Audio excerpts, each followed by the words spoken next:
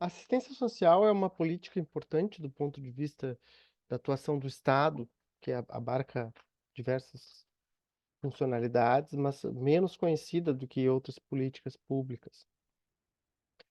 Nesse vídeo eu vou falar sobre assistência social de forma mais ampla e focando no programa Bolsa Família e alguns indicadores desta área.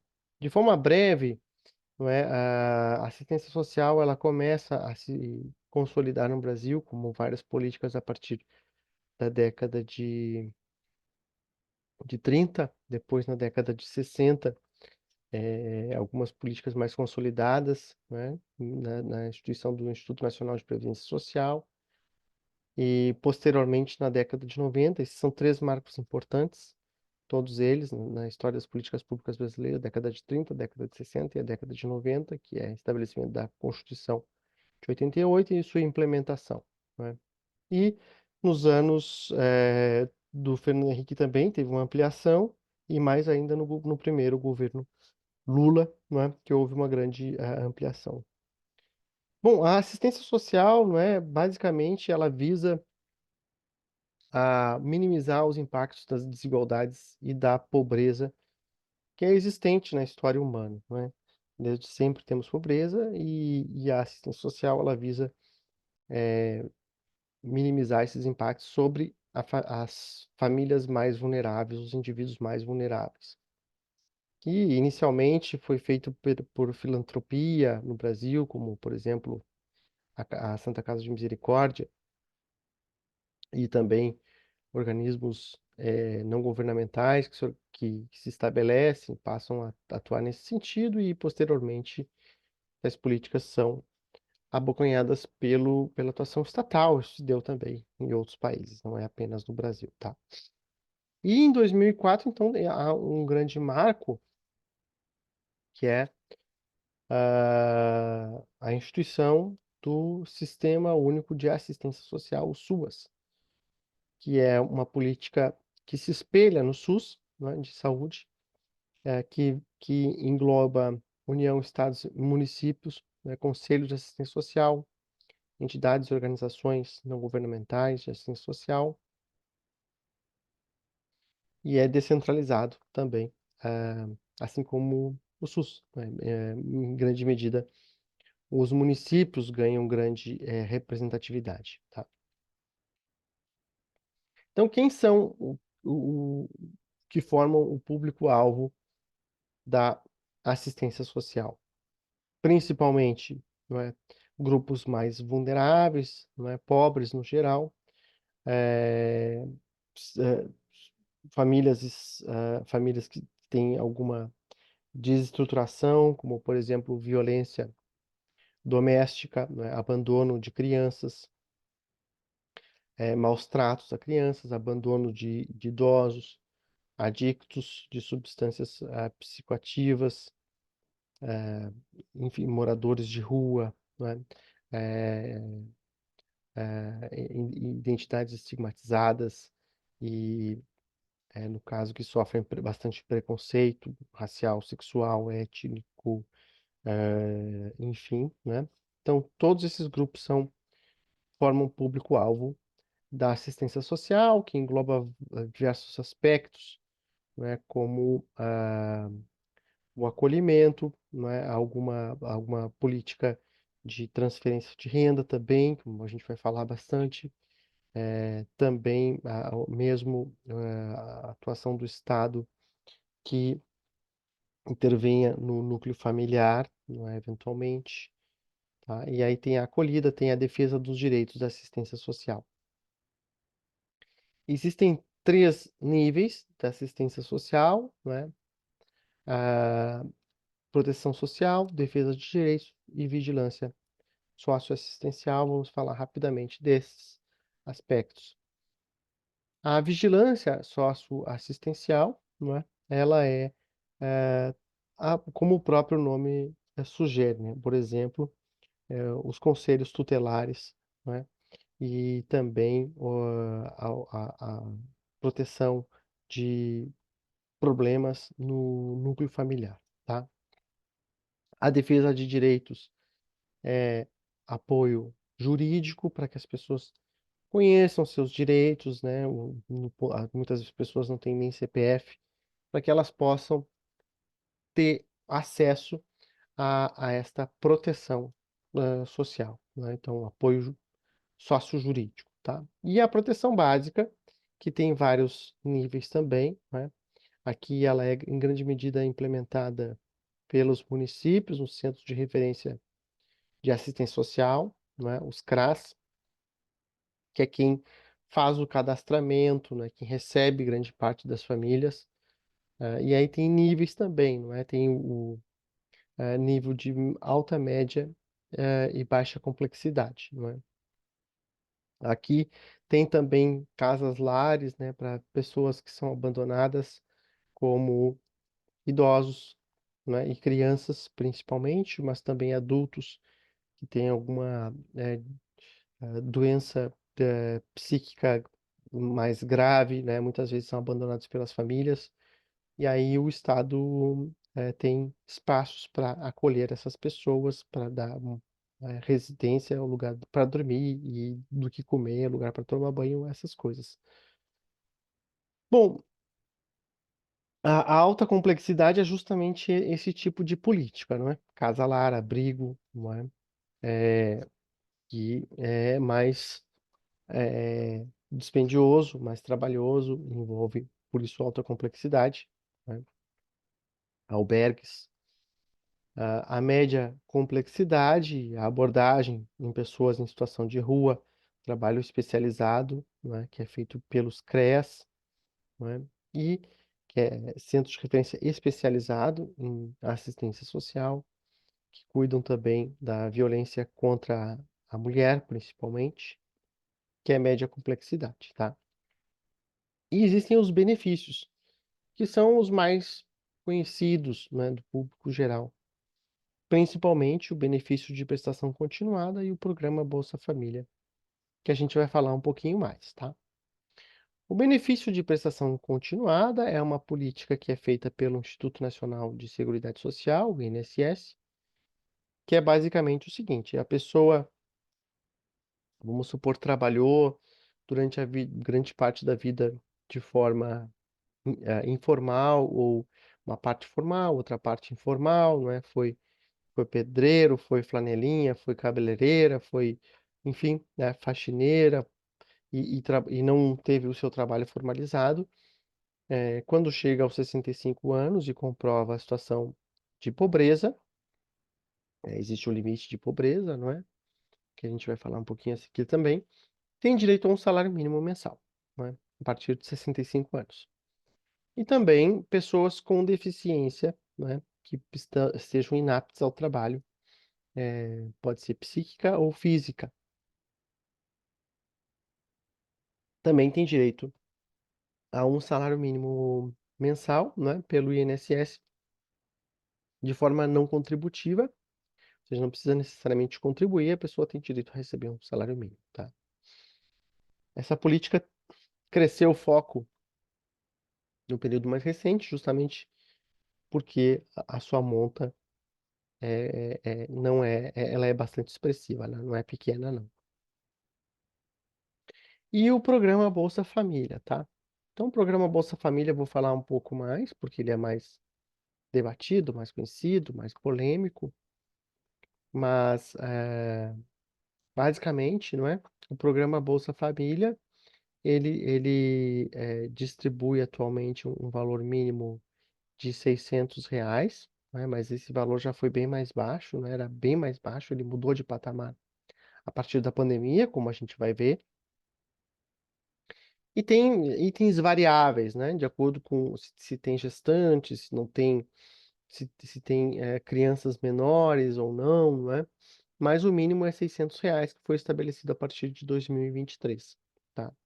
Quem tem direito ao Bolsa Família? São pessoas que têm uma renda per capita mensal de até R$ 218, tá? E aí esse valor é meio complicado, existem muitas métricas de pobreza, mas esse é o valor oficial no Brasil, né? Então é considerado pobre no Brasil quem ganha R$ 218 mensais, até R$ 218 mensais. E extremamente pobre é a metade disso. Porém, para o nível internacional, né, existe outra métrica que atualmente está um pouco mais de R$ 640, né, em paridade de poder de compra, que é outra métrica também, né?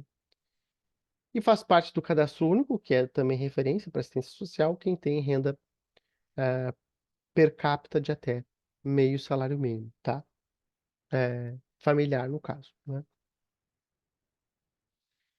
Então, note-se que são valores que até cresceu muito a transferência, né? R$ 600, mas imaginava-se no passado que era bem mais, né? E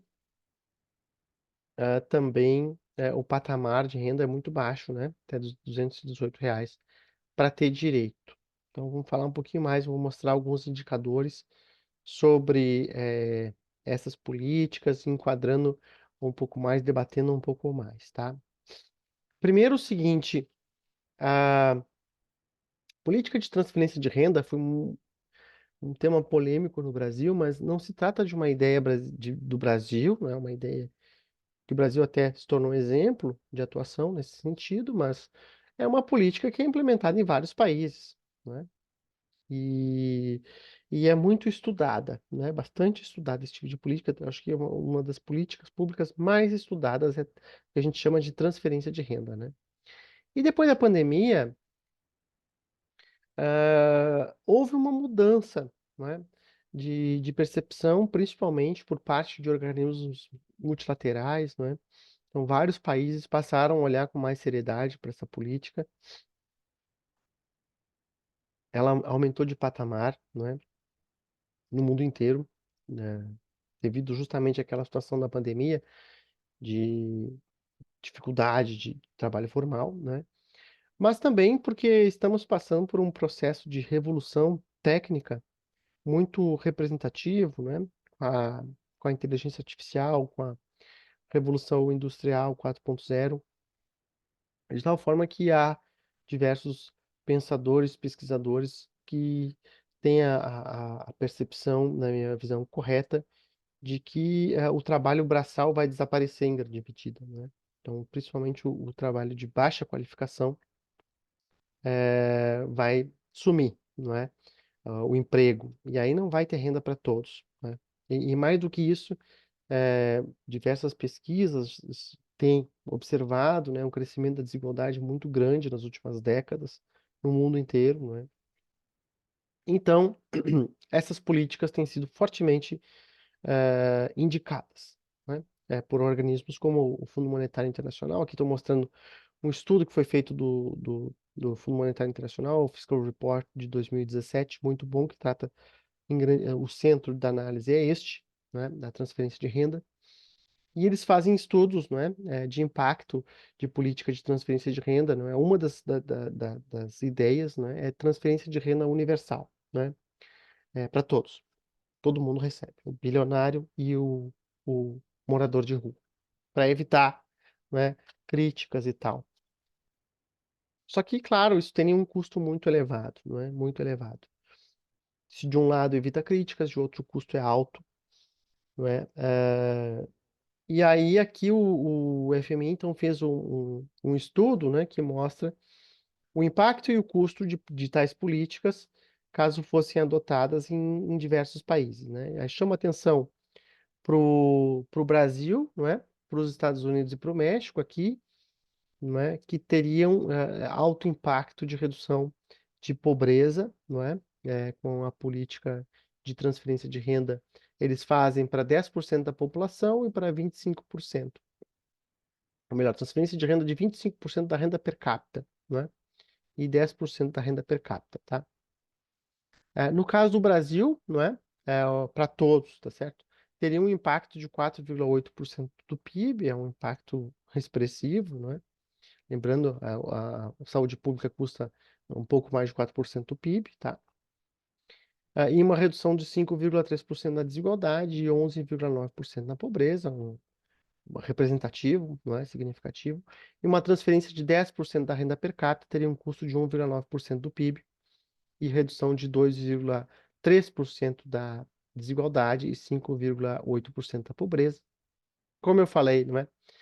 Estados Unidos, Brasil e México, também Egito aqui, né, se destacam com uma política desse tipo que teria um alto impacto de redução de pobreza, né? Mas também redução de desigualdade, né?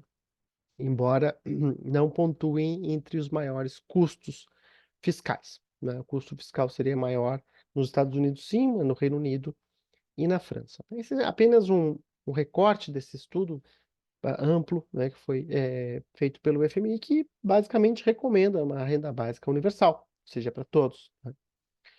No caso, há autores que defendem que seja para 50% da população, né?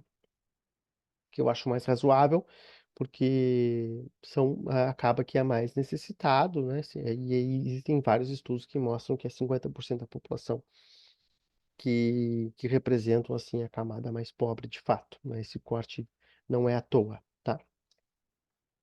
Então eu defendo que seja nessa linha, né? 50%, acho mais razoável.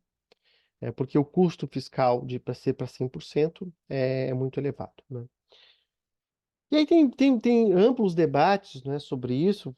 Acho que não vou ter tempo de tratar sobre tudo, né? Mas só para falar rapidamente, né, uma das críticas que existe é que isso potencialmente é fonte de fraudes, não é? E muitas pessoas que recebem poderiam não ser meritórias, não é? Enfim, não merecer de algum sentido. E aí tem que analisar o quê? Né? Tem que analisar o impacto, tá certo? Qual é o impacto que tem em indicadores sociais? Não é? Qual é o impacto que tem em indicador de pobreza, de desigualdade? E, eventualmente, mensurar qual é o benefício e qual é o custo fiscal e as fragilidades, esses problemas, né? Será que o impacto que tem, né, sobre os indicadores sociais é mais do que capaz de contrabalançar eventuais fraudes ou pessoas que merecem sim, recebem e não merecem receber, né? Então, vamos ver um pouco desses indicadores para fazer esse juízo, tá? Bom, aqui é só para mostrar, né, o benefício de prestação continuada em valores reais nos últimos anos. Ele tem crescido, né, bastante, inclusive nos últimos 3, 4 anos, o que já apresenta alguma preocupação para quem estuda política fiscal, não é? E aí tem muito de aumento, não de idosos, mas de pessoas com deficiência, tá certo? Então, no caso, até houve algumas propostas de endurecer um pouco essas políticas, porque de fato está elevando consideravelmente, aqui está em termos reais, tá? Sobre Bolsa Família. Bom, muitos estudos já foram feitos, né? E muitos, diversos, infinitos. E algumas conclusões são relativamente consensuais, né? Um deles é que o impacto econômico é relevante, não é? Cada R$ 1 gasto em Bolsa Família gera um crescimento do PIB de 1,78, o que é muito, tá certo? Porque as pessoas que recebem, elas tendem a gastar tudo. E assim elas movimentam a economia, né? E isso faz com que parte desse aumento do PIB, inclusive, volte para o Estado em forma de tributo, tá certo? Então, o Estado gasta 1, o PIB cresce 1,78 e a arrecadação cresce 0,59, então tem um resultado econômico e macroeconômico bom, né? Importante, tá? Aqui a despesa com assistência social, né, somando todos os níveis de governo entre 2010 e 2023, na verdade houve uma ampliação muito grande dessas políticas em dois momentos, tá? Um deles foi de 2004 até 2008, mais ou menos, e o outro no período mais recente, pós-pandemia, tá? Então, como eu já tinha dito, né, aqui está benefício em assistência social, benefícios assistenciais de idade e invalidez, né, e auxílios financeiros a pessoas físicas e famílias, que é basicamente Bolsa Família, tá? Então, Bolsa Família, né, arredondando, né, que a gente fala, ele mudou de patamar a partir da pandemia, né, como eu tinha dito. Por quê? Ah, com o auxílio emergencial que houve na pandemia, né, foi muito visível, né? Os indicadores sociais mudaram muito, tá certo? No caso, pobreza e desigualdade, né? E houve uma mudança no mercado de trabalho. E isso não aconteceu apenas no Brasil, aconteceu no mundo todo. E aí passou-se a recomendar, né, no mundo inteiro, uma ampliação de tais políticas, tá? Isso aconteceu no Brasil também, tá? Então aqui está em percentual do PIB, né? A gente nota que na pandemia, claro, houve uma elevação, porque foi R$ 600 basicamente para um universo enorme de pessoas, não apenas Bolsa Família, mas foi muito mais, então foi num patamar alto, chegou a despesa com assistência social passou de 5%, né? Mas depois da pandemia recuou, mas continuou crescendo, não é? Tal forma que o programa Bolsa Família ele mudou de patamar, né? Ele tem a história até a pandemia e tem a história depois da pandemia, né? Ele passou de 0,5% do PIB para 1,7% do PIB no período mais recente e a benefício de prestação continuada é 0,83% do PIB atualmente, tá? Aqui é justamente, né, a mudança de patamar, né? Houve uma elevação muito grande, né, no valor médio dos benefícios, que era em torno de 200, início era R$ 70 e tal, né? Depois 200 e depois da pandemia, né? Aqui não pega o auxílio emergencial, que está em outra conta, mas foi 2020 para frente, na verdade, que mudou.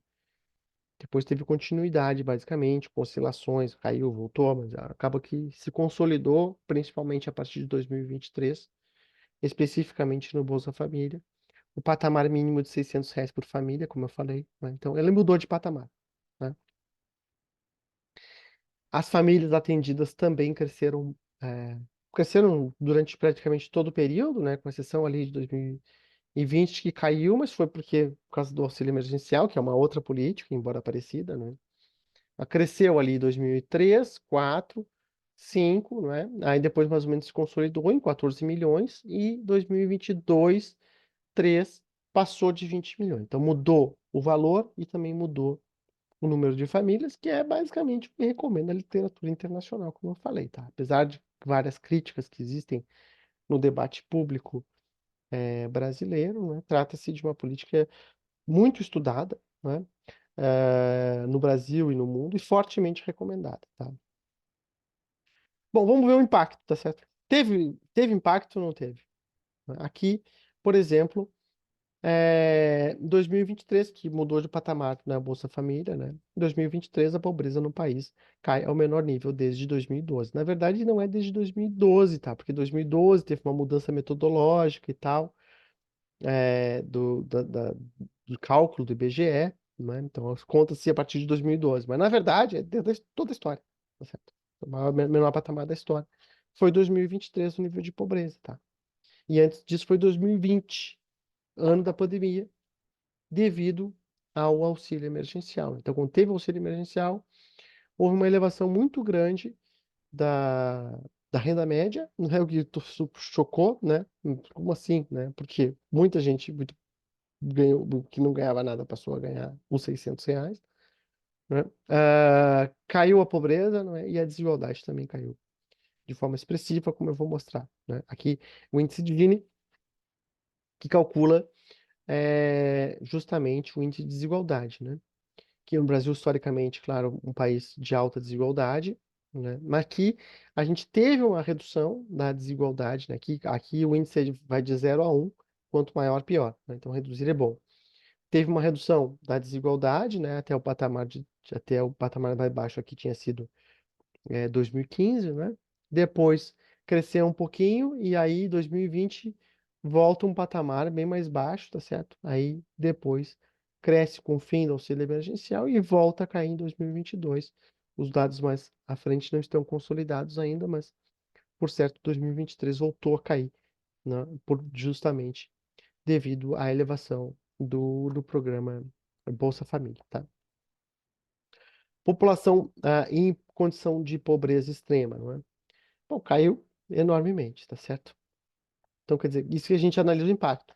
Tem impacto ou não tem? Tem um impacto muito expressivo, tá? Em redução de pobreza, em redução de desigualdade, né? Então, assim, mesmo que haja, mas a pessoa ah, recebe e não merece, porque ela, bom, isso aí acaba que no agregado desaparece, percebe? Não, mas a pessoa tem fraude, né? O filho recebe a mais. O custo, não é tão expressivo assim, embora tenha mudado de patamar, era 0,5% do PIB e deu esse efeito aqui, né? Tá certo? De redução de pobreza, tá? E agora mudou de patamar, já há críticas, olha, o patamar de despesa está muito elevado, acho que essa crítica a gente pode observar com atenção, né? Porque de fato ele mudou, né, o nível, né, de 2020 para cá. Agora, o custo era baixíssimo. Agora já é um custo relativamente alto até, né? Mas era baixíssimo o custo, o impacto social enorme. Redução de pobreza e de desigualdade, né? Então, ainda tem o retorno econômico. Parte da política se paga na medida que o Estado arrecada de volta, né? Com ativação econômica, né? Então, assim, é uma política recomendadíssima, tá certo? Do mundo inteiro, tá? Então é contra quem desconhece estudo científico que trate sobre o tema, literatura científica de ponta que trate sobre o tema, porque quem conhece recomenda, tá certo? Quem já leu algum artigo científico sério sobre esse tema sabe, né, que são todos, né, consensuais. Uma política que tem um custo baixo, alto impacto social, plenamente defensável e recomendada, tá? E aí, bom, né? Então, a pobreza,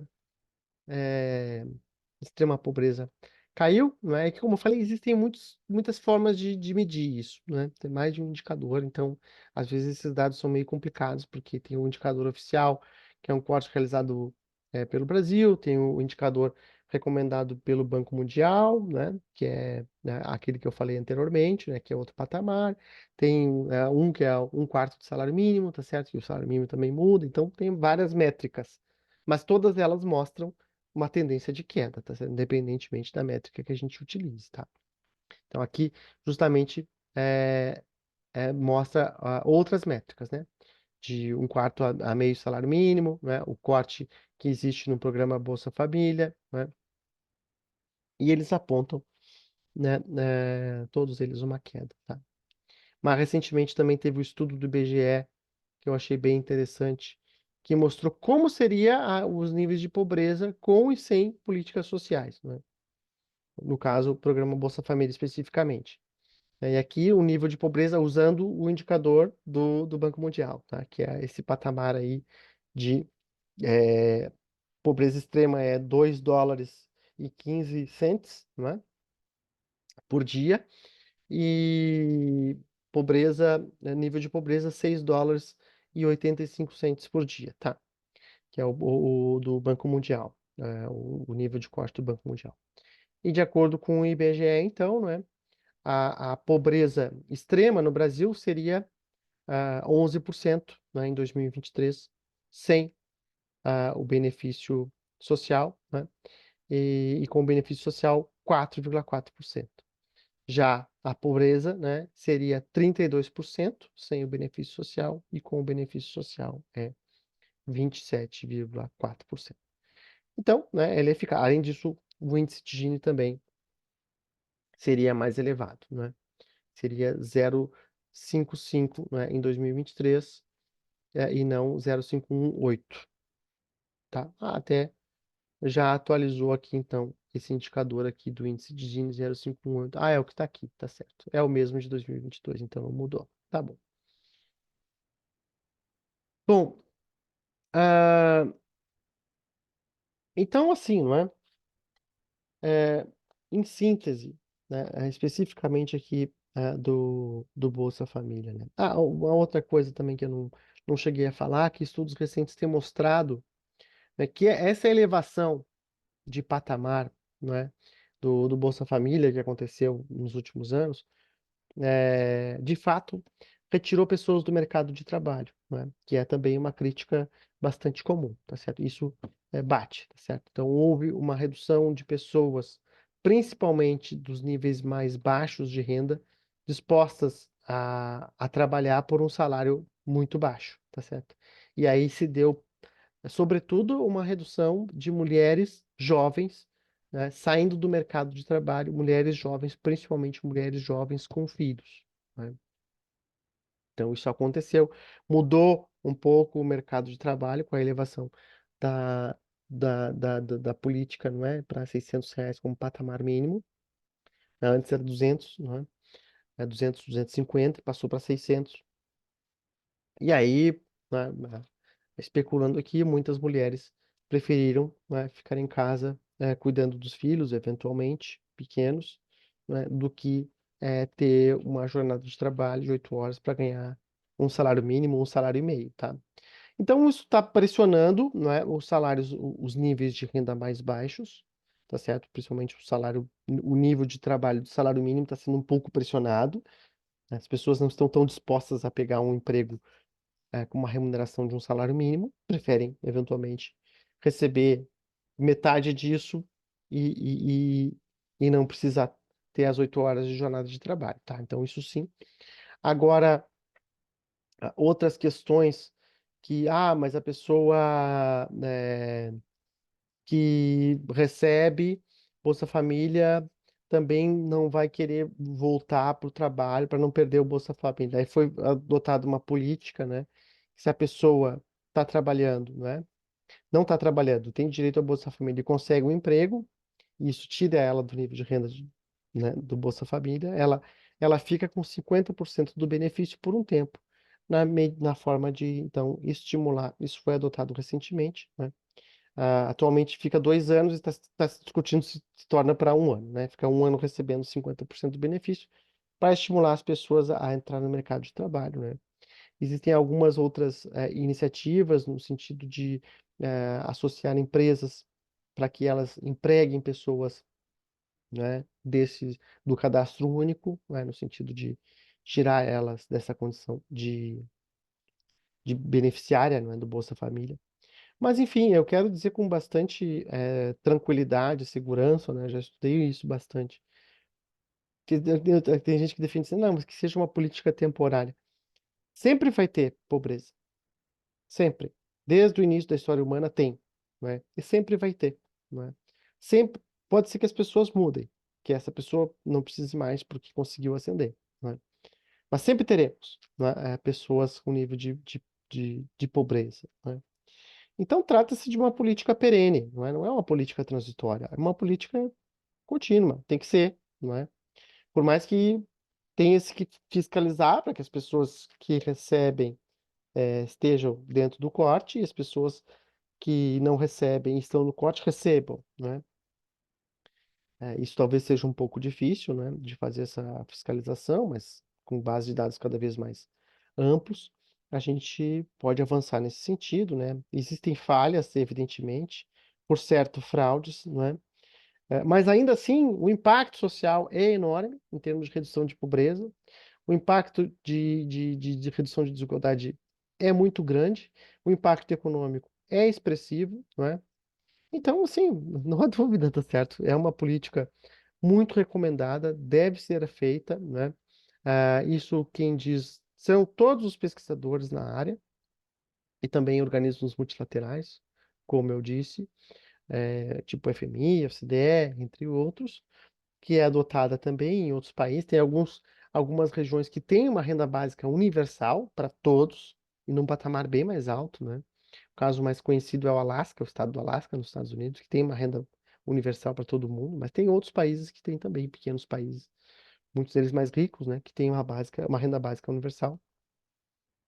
E aí, não apenas pelos motivos que eu falei, mas porque, enfim, né, a sociedade, a humanidade avançou na sua produtividade, na sua técnica, na sua capacidade de produzir muito mais com menos materiais, inclusive com subsídios estatais, com incentivos públicos, não é?